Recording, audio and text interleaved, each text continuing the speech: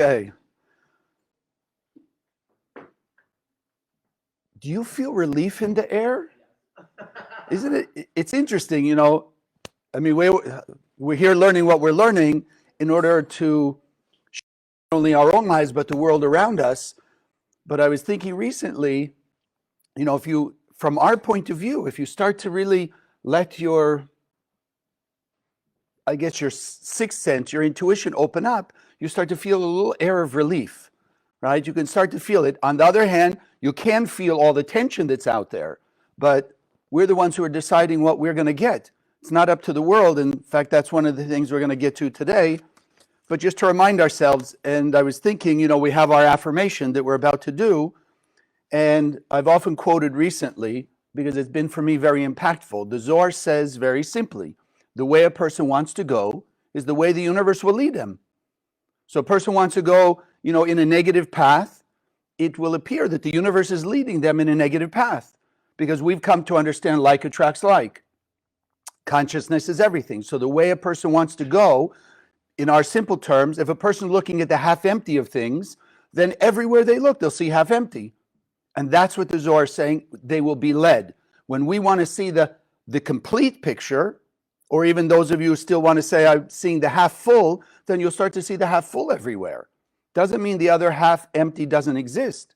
But you and I have been learning how to take the half full, seeing that there still is a half empty part, and how we can fill the half empty with light. So this is why, for me, this affirmation that we're about to do is so valuable, because it helps us to redirect ourselves. So to whatever extent we may have been on that half empty road, you know, down the negative path, let all the negative things take control over us to various degrees, at least here on Sunday once a week. And if you keep using this during the week, it helps to readjust yourself, you know, pulling yourself more and more towards the path of the light. And the more we do that, what are we really saying to the cosmos? Which I guess is another way of understanding it. If we are deciding we want to be on the path of the light, and we're making any effort at all, even to consistently just use this affirmation, what are we really saying to the universe? I want to be on the path of the light. So then the universe will support us, because the universe is here for us. This universe is a creation of our making, not of the creator per se. And so we're deciding. And within that, there, as the Kabbalists teach us, there are 8 billion different worlds on earth. So none of us live in the same world. We can be united, we can work together, we can support each other, but it doesn't matter how close we are to any other person. We live in our world, they live in theirs. Not in a divisive, separate way, but from my point of view, I can only see what comes up through me, where my eyes spiritually are focused. So no matter how much I love somebody, or we're close together, or we're even parts of the same soul, each of us are going to see things a little different, no? You ever been in the same car with somebody? Okay, let's say your passenger's in the back seat, because I don't want to get in trouble while you're driving, you're looking around. But let's say you're on one side of the car and they're on the other side of the car. You're in the same car going the same way. But as you look out the window to the left and they're looking out the window to the right, you don't always see the same things. But you're there going on the same journey, but you will see things differently. So what will we do ideally? Hey, look at this on this side and see this wonderful view. And they'll say, well, look over here and you'll see this wonderful thing. Now you're sharing your visions, you're sharing your consciousness, you're sharing your perspective with another person. And in essence, that's what we're doing here, is sharing perspective. And that, as we'll start out, consciousness is everything. So if we're sharing light consciousness with others, we're awakening in them more light consciousness. And since our world is based on us, we are the creator of our unique world within the 8 billion worlds on earth. We want to make sure ours is filled with as much light as possible. So let's go ahead and we'll say together, you have it on the screen here. Those of you from around the world, thank you for joining us. And let's start pulling us and everybody else more to the path of the light. Together, consciousness is everything. I raise my consciousness today to see the miracles and wonders of life. I commit myself to behave with greater love, compassion, and kindness towards all human beings. And I know I keep repeating it because we got to keep reminding ourselves, why should we want to send love, kindness, and compassion to everybody? In fact, we'll get into it when we talk about our enemies today. Why? Because they're all part of us, right? There's no one else out there from our point of view, just us. So let's get started. One, again, thank you for joining us around the world. Thank you for coming out and being here with us here physically. So I won't forget, push the like button if you're on Facebook. When you go to the YouTube channel, the Spiritual Sunday YouTube, subscribe. It helps more and more people be drawn to us. So those who are seeking us will find us faster. So let's talk about enemies. Anybody have an enemy who's willing to acknowledge it? No, I'm too spiritual to have an enemy. Okay, so I will just presume we all have enemies somewhere, somehow, right? Even if they're enemies from the past. And how do we perceive them? Somebody who's tried to hold us back. Somebody's tried to get in our way. Somebody's tried to put us down. Somebody's tried to take things from us. Somehow, some way, they've tried to oppose our good in life, right? And that's it. So then, before Kabbalah, maybe even here and there still in Kabbalah, so how do we deal with it? So you either run away, try and run away, fight back, act with revenge. They treated me badly, I'm going to treat them badly. Okay, so may they both rest in peace or move forward wherever they are. But I had relatives, married couple, and I remember as I was younger, and that's why it was impressionable on me. So one of them was telling me, I understood, I mean, I wasn't that young. So the wife was telling me that the husband had an affair. So instead of divorcing or this, that, or the other thing, what did she do? She had her own affair, right? Just get back and then see what happens. Okay, so they were married for a long time after that, and I really can't tell you what went on inside, per se, that marriage, but I can't imagine if that was the thought. Okay, you did this to me, I'll do it back to you, and now let's see how we can get along. Can't imagine that it was the smoothest or really the best relationship, but like unfortunately so many of us in various ways put up with it. Just put up with it. So for me, and what I want to share with you today is aspects of things I've learned, because we can all say, like, we all have enemies, we all have these things that trouble us, etc. But I've learned in the center, as I'll give you some of it today, very powerful understanding, tools and technology, how to get rid of your enemies. But not just get rid of them, because like we said, if I seek revenge on them, or I do something to fight them, etc., sure, let's say I get rid of them. Let's say they kowtow and they back off and whatever it is, but they're still enemies. And it never made my life happier. Did it ever make yours happier? Oh, for a moment you kind of go, oh, see, I proved I'm the bigger person, or I'm the stronger person, or I can, really get them and zap them. But you still walk away with grief. There's still grief. There's still enemies. There's still that animosity. So what Kabbalah is teaching us is how to get rid of those enemies and have a better life. And that's what I've come to experience. And I'd like to share with you because, frankly, if I share more with you, then I get more myself. Right? Because it's win-win. So that's the blessing. That's the blessing. So what I want to start with is perhaps a little deeper, especially for some of those of you who may be newer to this. The Kabbalists teach us in the Zohar that the Bible stories are true. They did happen. These people existed, etc. But what we want to get out of it, because we're here in the center and we're connecting in a deep way to the truth and the decoding, if you will, that exists in the Zohar to unlock the secrets of these Bible stories that will help us today. So we've got to start with Adam and Eve because that's where it all begins. The story of Adam and Eve in the Garden of Eden. Okay, do you remember being there? You don't. Okay. Well, just to remind you, there is no such thing as they. There was no Adam and Eve that's not us. Because even in the simplest terms, if Adam and Eve were the first human beings, where did you and I come from? The children of Adam and Eve, in some form or another.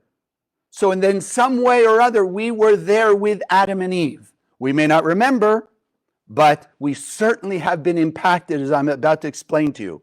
So here's Adam and Eve. They've just come out of the endless world. They know everything. They saw God face to face. They remember the endless world, what went on, everything we've learned from Kabbalah 1, which I won't go into. But let's just understand that they were divine beings. In fact, the Zohar explains they didn't even have physical bodies. No flesh and blood, no liver, kidneys, and gallbladders and all of that. No, they were like ethereal beings. Yes, so they had a tiny aspect of physicality, but they didn't have to eat. They didn't have to drink. They just drew from the energy of the universe because they were divine beings.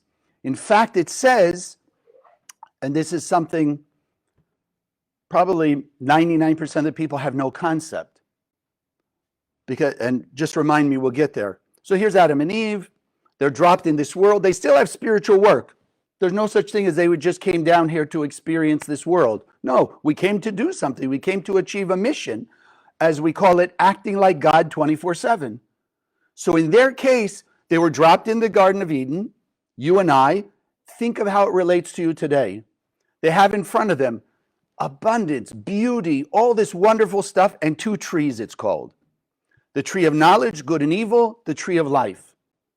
In our terms, what we understand, the tree of life was connection, direct connection to the endless world. Pure light, joy, clarity, that divinity. Just that pure divinity as we were in that moment in the form of. Then there was the tree of knowledge, good and evil. The mistake some people make is thinking of the tree of knowledge. Because if you ask people on the street, is knowledge bad? No, you go to school, you learn, you read, you study for knowledge. So the key is it's not just the tree of knowledge. It's the tree of knowledge, good and evil. Meaning binary, fragmentation, separation, that there's good and bad, light and darkness, up and down. And we know there's really not. There's just the light of the Creator. So what was their work? What were they supposed to do? They come down here, they're divine, they're, okay, let's not go that far. It might throw some of you off. Stick to the point. Pure energy, but divine light energy. So now comes along, as we know, in essence, the story, what happens. They're supposed to wait 6 hours. That's it. They're dropped in this world. They're supposed to wait 6 hours. 6 hours comes along. Just throw it out there for those who understand. They were created on Friday afternoon. They had to wait for Friday sunset, which is the seventh day of rest, purity. The world is elevated to the tree of life. So had they waited, then the tree of knowledge, good and evil, would not be the tree of knowledge, good and evil. It would be the tree of life. That's all they were waiting for, to make the illusion of this world and the five senses of this world so unimpactful, having no influence on us, that we would see right through it and we connect to all the light that's there. But as we know the story, they couldn't wait. Why? Because they got taunted by the five senses, tempted by the five senses, right? And they ate of the tree of knowledge, good and evil. What happened? They disconnected from the light of God. How did they know? And this is the key that I want you to see for the next part of this. When it says God called them, and they were hiding, and they were scared. So you and I, we think in 2022 terms, our human terms, right? We did something, our parent is calling us, right? You know you ate the chocolate cake you shouldn't. You know you got in the cabinet you shouldn't. You know you did something you weren't supposed to do. And now they're calling you, hey, Chaim! And right away you start to feel, uh-oh, got caught. No, that wasn't Adam and Eve. Why were they scared? It wasn't they were scared of God. They realized they had done something wrong. How? Because up to that point, being divine beings, they literally, when the voice of God, however you want to say, emanated out of the cosmos, they didn't just hear it. But it says literally they could see the voice of God. They could see it like you and I see each other. After they separated the two trees, after they fell into the illusion, they could no longer see the voice of God. All they could do is hear it. So they knew that they had done something wrong. They knew they did something to block themselves. They knew they did something to reduce their divinity. Not their potential divinity, but they covered it up, as we understand. And so what did they begin? They began taking these sparks of light, the power of their divine light that the Creator gave all of us, and as we spoke in a few weeks ago, I think, put it in a shell, made the light disappear, so to speak, in something called darkness. They took sparks of their soul, as we all do when we give in to our negativity, and put it in a shell, so the light got dim. And all the chaos and all the beginnings of everything we see today in the chaos of the world began then. Death, destruction, divisiveness, hatred, etc. Okay? Now, let's be good, kind to ourselves. When we do something wrong, what's the next thing we want to do? Correct it. We want to fix it. So you and I as humanity, now we're a few thousand million people, let's say, over the next 2,400 years, we start to fix what we did in the Garden of Eden. What we did. Not them, what we did. We reach a point called Mount Sinai, 2,400 years after the Garden of Eden.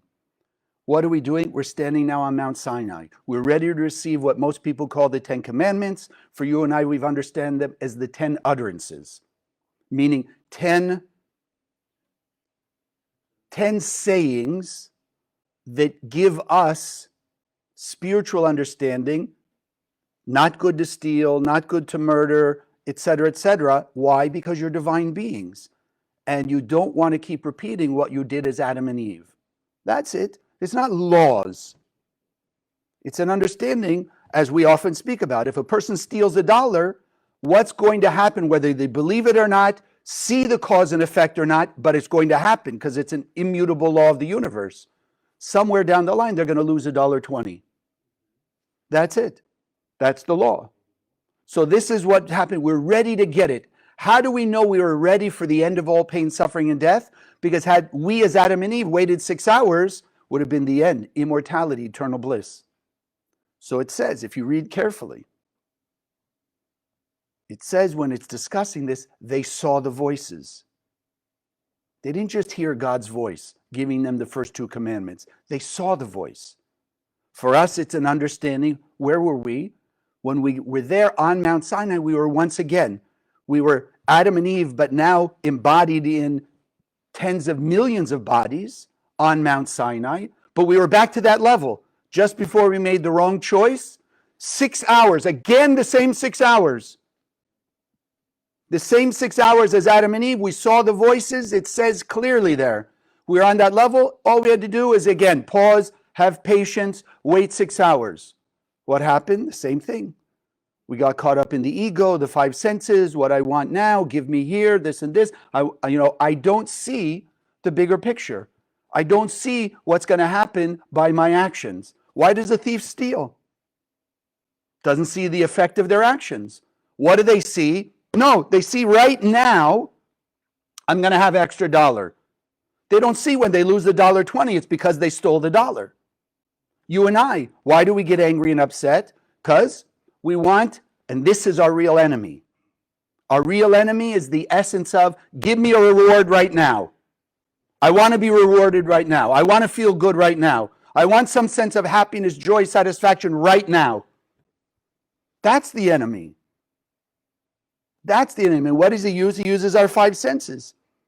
So, Mount Sinai, 6 hours. Couldn't find Moses, whatever that means to us. We didn't see how we're going to move forward in life. We couldn't see guidance. So again, came the same enemy. Give me instant reward. And in this case, we created something known as the golden calf. Again, destruction. Lost the ability to see voices. We dimmed by covering it up. We never lose. And I want to emphasize that point. A person never loses their divine light. They just cover it up. They just hide it. So we lost that. Again, covered it up. Death, destruction, pain, and suffering. Well, guess where we are now in 2022? We're in those 6 hours. We're facing the same thing we did, at least in those 3 episodes. 6 hours, patience, patience, patience. Now, I want to bring up something to you. And if it pushes your buttons, at least pause, have some patience, think about it, talk to your teacher. If you have a Kabbalah teacher, ask. But there's a lot of things going around today, the power of now, right? Everything, the power of now. And we even say, we teach, there is nothing but now. The past is not the past. Let me just solidify that in you. Think of something happened to you in the past. Could be the last week, 5 years, 20 years. Think of something nice. Let's go for that for a minute. Think of something nice that happened to you 5, 10 years ago. Can you think of something? So did it happen 5, 10 years ago, or is it happening right now? You're experiencing it now. You can say, yes, the first time I experienced, we measure 10 years ago. But it's not happening 10 years ago because you're feeling it now. We could say the same thing about the future. It's all the same. So yes, Kabbalistically, there is only the now. But what did we affirm in the beginning of today? Consciousness is everything. So what can be the power of now? What did Adam and Eve?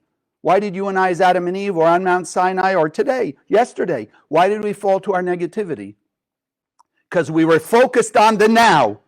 Now I don't feel good. They said something nasty, something bad happened. I'm scared about what I hear on the news, etc. And I say to myself, right now, I want instant reward. Right now. So it is all the power of now. But it's the power of now in a destructive, disadvantaged way. Takes us down. But you and I are learning, yes, pause. Be in the now, but instead of wanting the instant reward, and then whatever negativity will come from that, let's pause and learn the lessons from Mount Sinai that we were all there and Garden of Eden. Pause. If I wait and I pull up the divinity within me, if I act like the light, if I pause and I wait that metaphorical 6 hours and then do actions, we call it proactive, actions of the light, then I can have greater bliss. My life will be happier. I'll be at more peace. Because it's the light of the Creator gives us peace. Not the money, the car, the house, and the rest of it. As we could probably all attest in one way or another. No?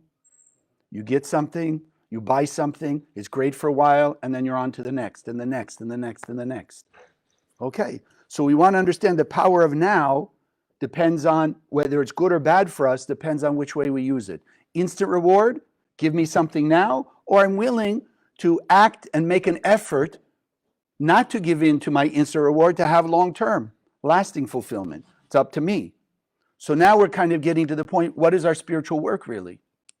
Our spiritual work is taking back the sparks of light that we put in those shells, that we put away in hiding, that we call darkness. That's why the Zohar says in Karen's book, finding the light out of the darkness.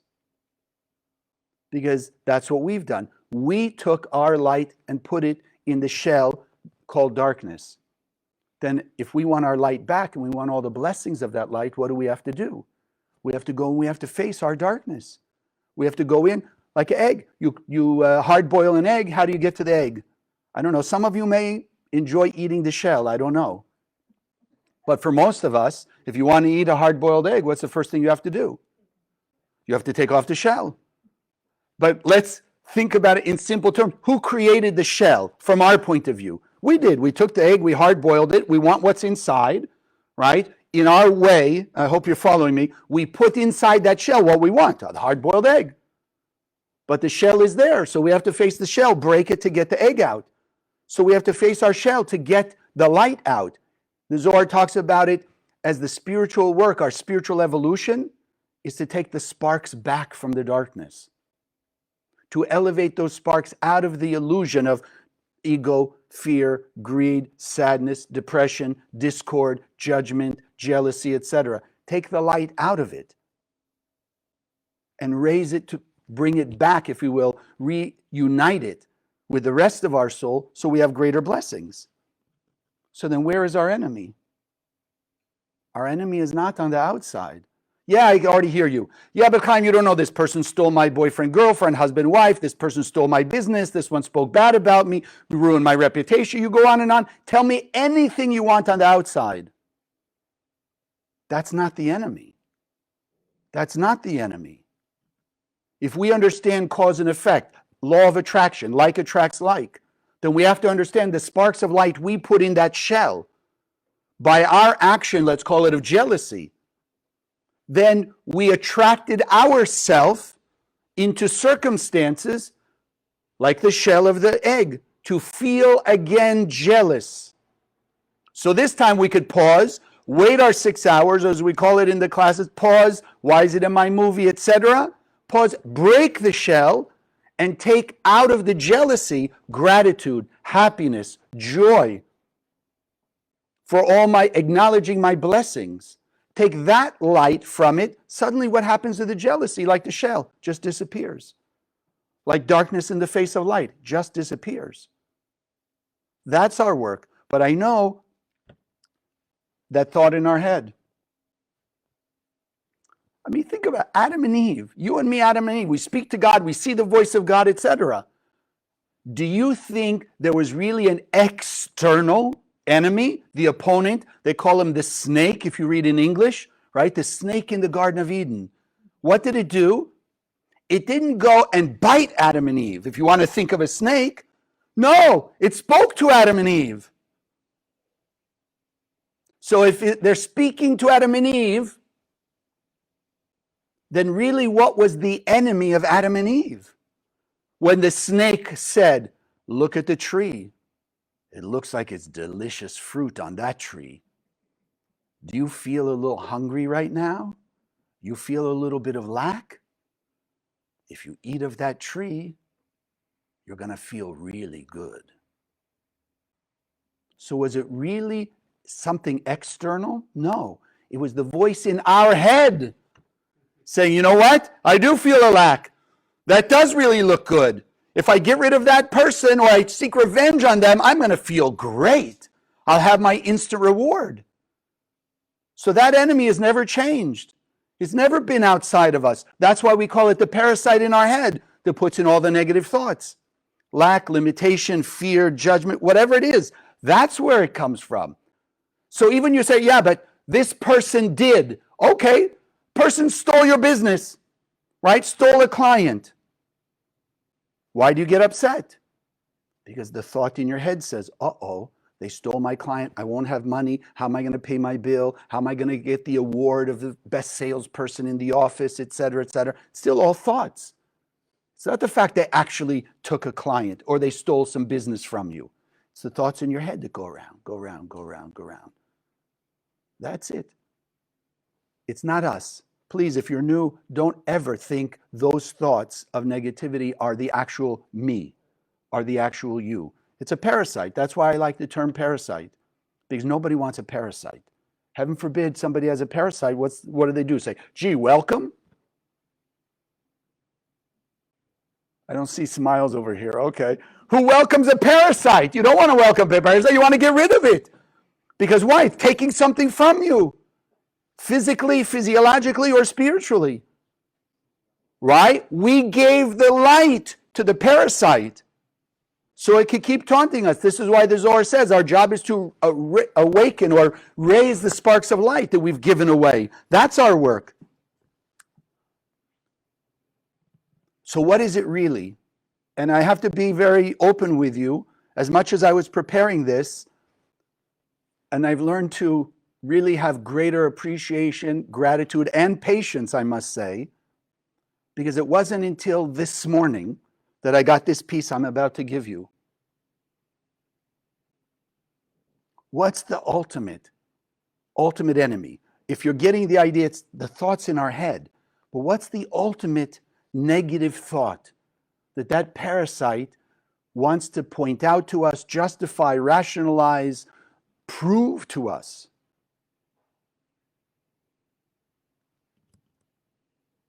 The lie, the false belief that we are not divine beings. That's the ultimate curse to believe that we are not divine beings of light. Because once a person doesn't believe they have the power of God inside of them, then it's only about this world. There's no endless world. In a way, there's no God. There's no nothing. You and I learn God created us and filled us with a piece of itself. That will never disappear. We can cover it up. We can pretend to act in other ways, but we never lose our divinity. So think about it. Somebody makes a mistake and somebody else points out even a little mistake among friends. What's the excuse? I'm only human. You never heard that? Am I the only one who does that? I'm only human. I'm only human. What do you expect? I'm only human. What do you expect? Hello? The more a person says that, this is why we have our affirmation, to take those thoughts out and put in the real thoughts, which is the meditation we're going to do here shortly. Because I got so much good feedback from last week's meditation, I want to do it again. We are divine beings. Yes, in all the ways you talk about it, we're in a human body, we have a connection to the physical world from that, etc., etc. But that's not supposed to be who we are. We're supposed to be living from our divinity in the physical world, as we've called it very often. God, and remember this is metaphorical, the Creator created a heaven in heaven. Our job was to come down here with our divinity and unity as one being, one soul, and create heaven on earth. That's it. So we have to have a physical body. We have to be in a physical world because we're building a heaven of earth. So imagine now, and here's the other part. Do we believe in that? Oh, I can hear already. What is a parasite saying? Well, yes, I can believe that I am a divine being. But that person out there who's doing that stuff, no way are they a divine being. Oh, you can relate, huh? I hear people out there laughing, Exactly. We all do that. I'm good, they're not. I'm spiritual, they're not. I'm loving, they're not. Who go right down the line. No, there's no such thing as a person who's not a divine being. Yes, when a person gives away enough of their light through negative actions, listening to that negative thought that they're not a divine being, then the shell can be so big that the only way they think they can get any sense of instant reward is by really dastardly negative behavior. But it doesn't change what's inside that shell. Like the egg. What's the difference between what's inside the egg, and be careful because I can already hear the physical, but in essence, what's inside the shell of an egg? You buy it from the store. What's inside is the egg, right? The white and the yolk. So what's the difference whether it's soft-boiled or not boiled, it's raw or it's hard-boiled? It's still an egg, in essence, the white and the yolk. You follow? It's the same inside. You and I are the same. No matter what we show on the outside, inside of us is that divine being. That will never change. The issue is how much are we letting it to be revealed?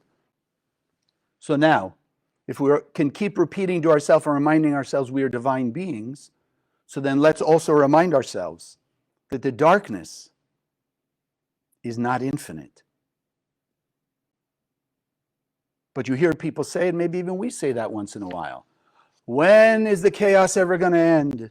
Right? We thought with Adam and Eve, we thought on Mount Sinai, we thought with Rabbi Shimon when he revealed the Zohar, we thought with this, that, and the other thing, right? I always loved the idea. I haven't seen my past life in World War I, but I must have had it because I keep going back to that. What was the subtitle of World War I? The war to end all wars. So of course we had no war since World War I. Right?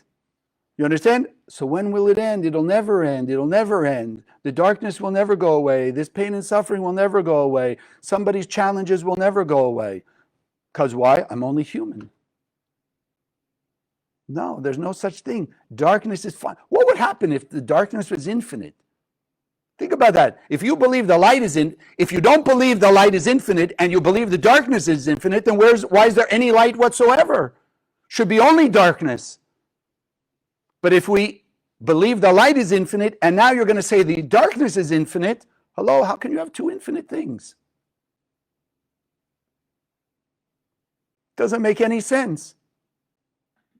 So we have to keep reminding ourselves, darkness is finite. And remember how darkness started. We gave it power. So if we gave it power, we could take away its power. And how do we do that? Every time we're challenged, every time somebody does something negative, or we feel our buttons being triggered, even that, can't be that any of you who are watching have never heard this saying, they pushed my button. Right? Why did you react? Why did you do whatever you did? They pushed my button. They pushed my button. They pushed my button. They pushed my button. Yes or yes? Do you ever stop and think what that means? So how do you stop people from pushing your button? How do you stop people from, quote unquote, making you hurt, angry, jealous, fearful, whatever it is? How do you stop it? Eliminate the button. You get rid of the button, then there's no button to push. You'll never feel jealous, angry, sad, fearful, depressed, whatever. If you have no button, nobody can push a button, yes? Not such a difficult concept. It's work to take the button away, but it's not a difficult concept. Take the button away. What do you do? What do you do if you have little kids crawling around your house and you put a $10,000 very delicate crystal vase on the floor and they knock it over and break it? Of course, beat up the little kid. I mean, shouldn't you blame them? And then you say, no, no, no. And then you put another $10,000 delicate crystal vase on the floor again because you told them no, no, no, and they knock it over again. Hello, who's the fool? So you and I have to stop being those fools because we keep repeating the same thing over and over again. But how do we not see that we're being foolish? Because that parasite in our head makes it look different. Oh, the one who stole the business from you, that was that person in that job then. You change professions. You have nice people. Da, da, da, da, da. Now somebody else does something along those lines. Maybe somebody gets cheated in a relationship, right? Or it could be as simple as, because it's the same thing. You're in the store, you're in a hurry, you got 3 items, you go to the 10 items or less line. But the person in front of you has 12 items. They're cheating you, are they not? So what's the difference between cheating on a person in a relationship or cheating in the line in the grocery store? Nothing really, because what button does it push inside us?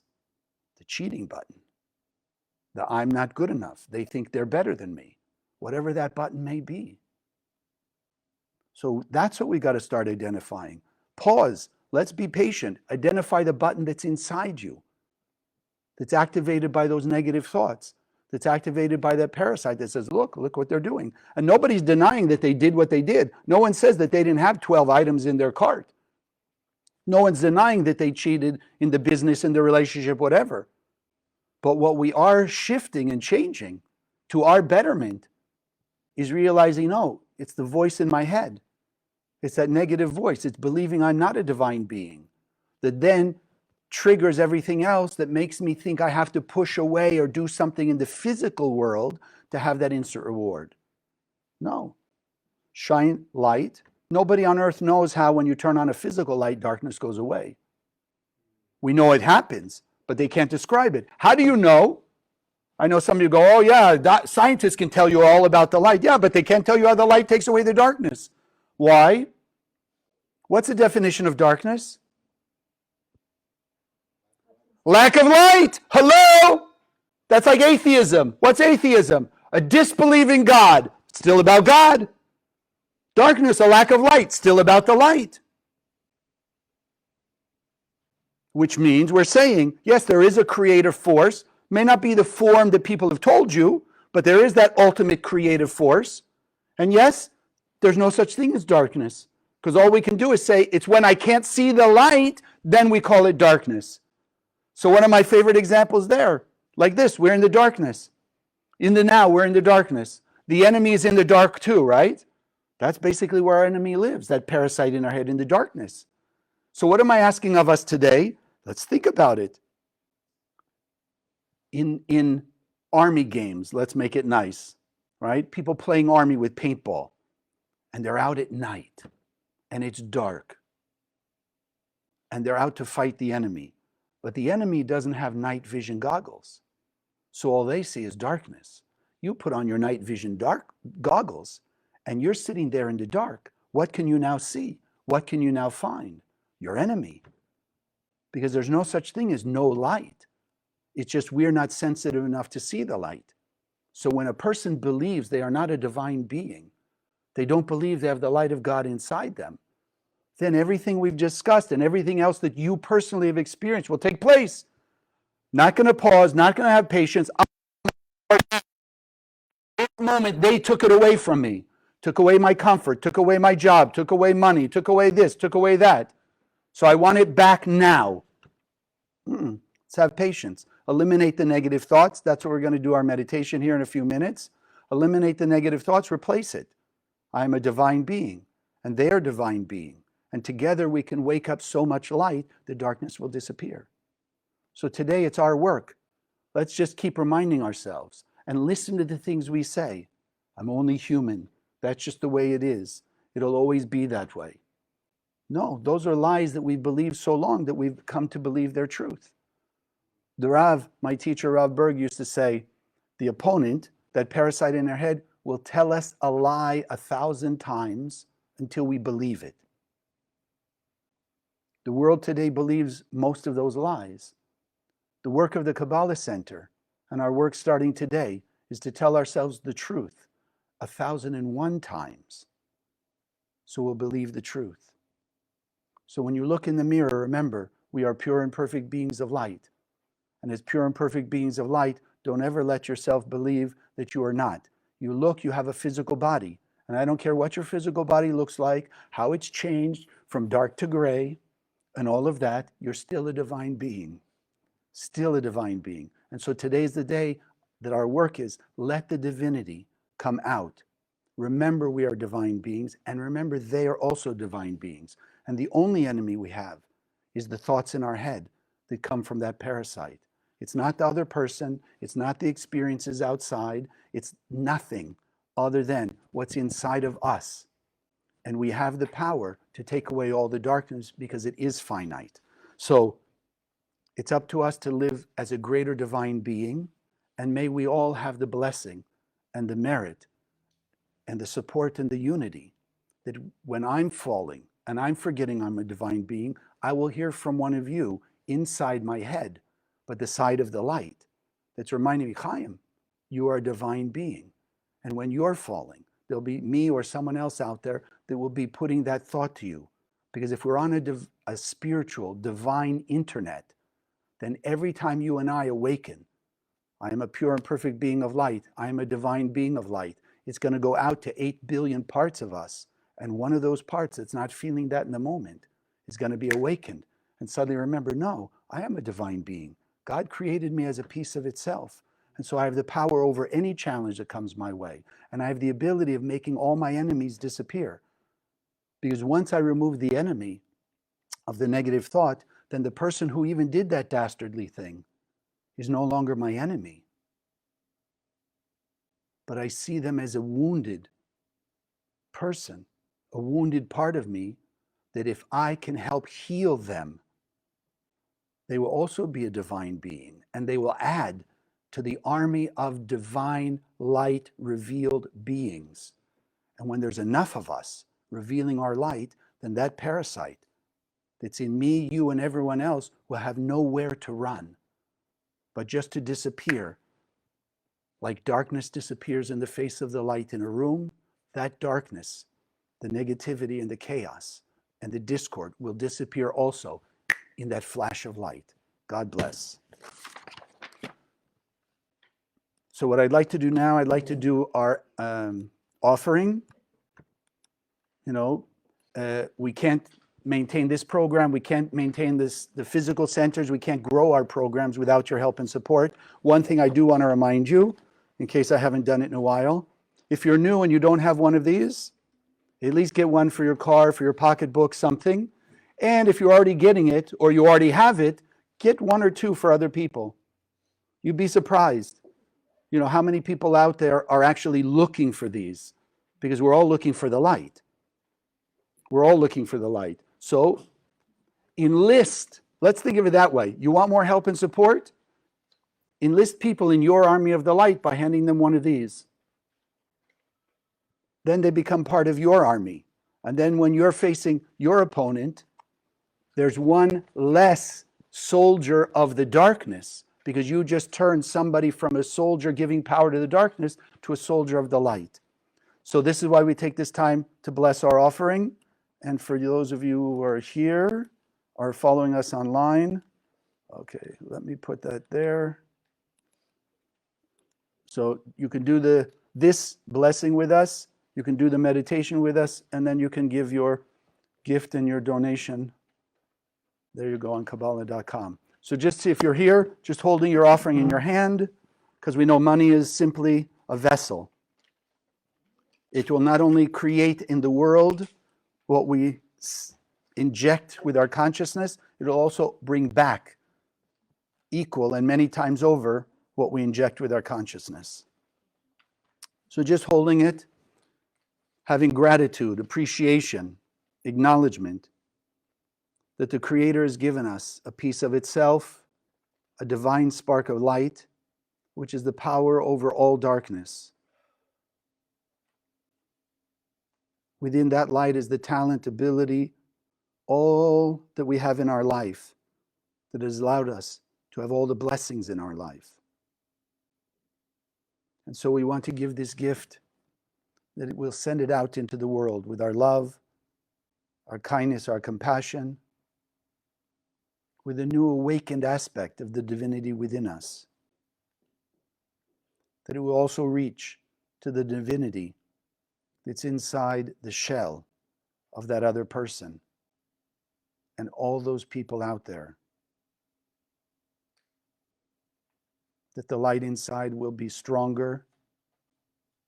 It'll give them the guidance, the clarity, the power to break out of the shell of darkness, limitation, and illusion that they are in.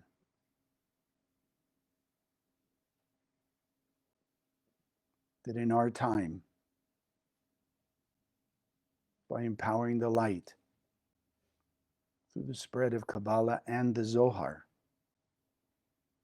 the light of the endless will shine bright enough. All the darkness will go away because we voluntarily break out of our shell, have compassion and kindness on others to help them break out of their shell. And then, as it's called, we can remove pain, suffering, and death with mercy through love, kindness, compassion, and unity. And already seeing and feeling the return many times over of this blessing that we're sharing out in the world. And together we say, Amen. So I'd like to take, let's see, I've got it here. Yes. So, okay. So those of you who know, I put the wrong one. Ein Lamed Mem. I don't know. Let's see. Can we do this? Oh, let's try this. Okay. Ein Lamed Mem. Because I printed out the wrong one. Ein Lamed Mem, one of the 72 names of God, made up of 3 light force particles, or the Rav called them many years ago nanoparticles of light. They just shine the light of the Creator, eliminating negative thoughts. So as the light shines out of them and our eyes are the window to the soul, just let them start piercing through your shell, letting out your divine light. Ein Lamed Mem. Just see the shapes, take a picture of it in the eyes of your heart. Okay. Then if I can ask you, close your eyes, sit comfortably on the chair. Feet flat on the floor, hands in your lap. Just taking a few deep breaths, breathing in the light of God through the nostrils, the air. Hold the breath for a moment to let it infuse to all parts of your body. Exhale through the mouth.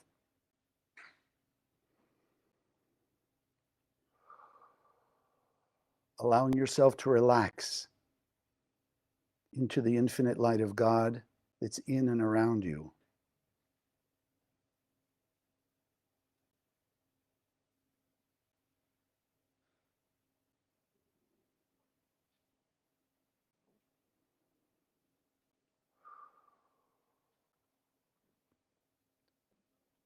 Feeling a greater sense of peace, serenity, tranquility, as we're all immersed in this light, infinite light, love, peace, unity.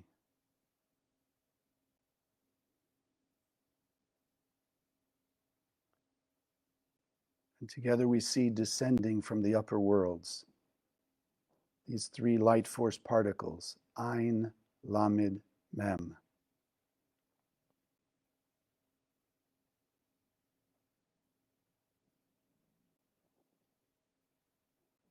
Allow them to come through the top of your head,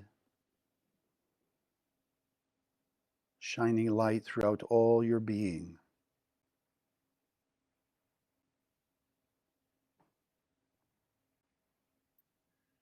Eliminating all the negative thoughts,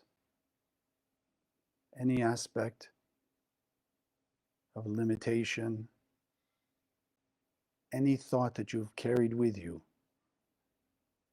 trying to tell you and convince you of the lie that you are only human, not as good as, not capable, will not be able to achieve, have been a failure, will never find your way in life. Any thoughts like that, let's take them in our mind's eye. Concentrate them together as if they're in one package.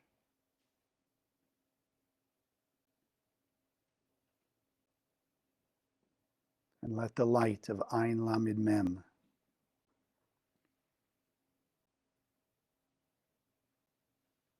not only make them disappear, and with it the shells that surround you, but in its place are the divine light being thoughts that you are a divine, pure and perfect being of light. The Creator gave you a unique piece of itself that cannot be compared to anyone else, cannot be replaced by anyone else.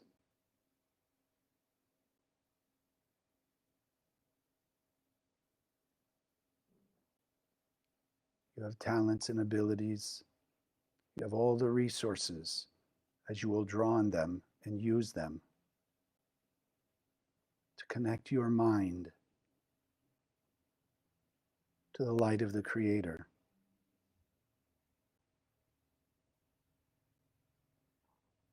That everything you need to have a happy, joyous, eternally blissed out life is within.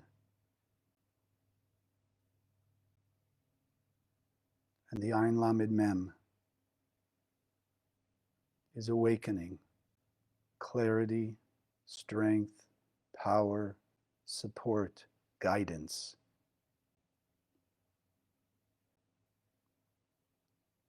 How to live from your divinity. How to face each challenge that comes your way, knowing that is your opportunity to retrieve the sparks of light that you gave away, and now you're bringing them back to bring you blessings. And those blessings give you greater ability, certainty, trust in your divinity, and the infinite power and blessings you have, that each of us will act to a higher level than before as divine light beings with greater compassion, tolerance, gratitude, mercy, forgiveness, apology.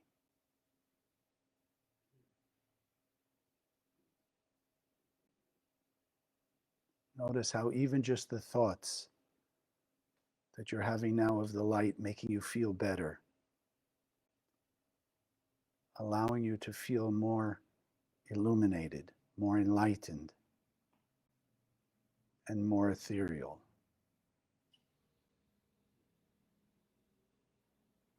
And committing yourself, all of us together,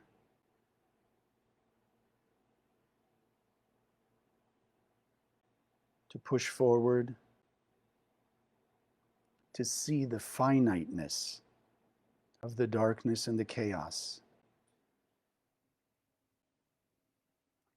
and individually and collectively, letting our light shine, increasing its intensity, speeding up the removal of all the illusion of any darkness, and revealing for us with greater certainty and clarity the power of the light, the divinity that dwells within us, and the Garden of Eden, the heaven on earth that exists, that it's our work to remove the covers and let it be revealed not only for us, but for the entire world.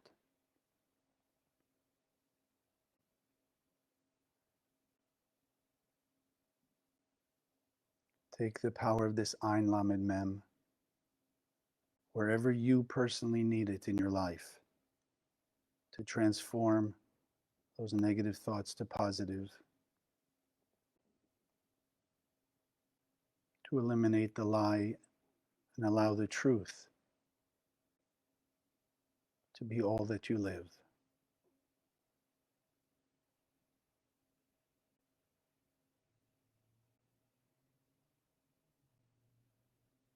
And let's together envision the world at peace, harmony, love your neighbor as yourself, happiness.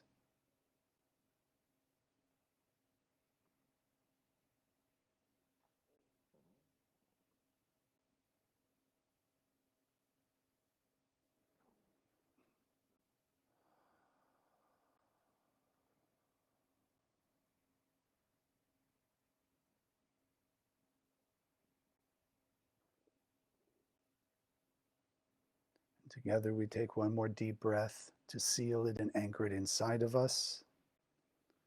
And as you exhale, slowly opening your eyes.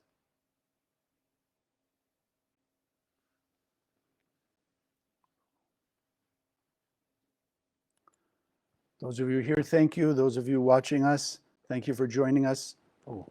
Please share the videos with others. It's here on this particular page. I'll make an effort to put it on the other pages along the way. And either today or tomorrow, it'll be on the Spiritual Sunday YouTube page.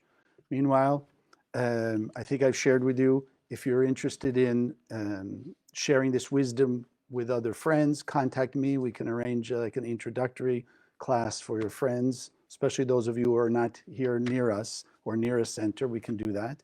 And have an amazing week. And please let me know. Keep sending me your comments, your questions, and your experiences of miracles. Have a great week, a great day, and lots of light and blessings till we see each other again. Thank you for joining us. If you liked what you saw, subscribe to this channel that you'll be notified when we post new videos. Share the video with your friends, they can also benefit. And check out the website, www.kabbalah.com, that's Kabbalah, for hundreds of articles and classes. Wish you an amazing day, and God bless.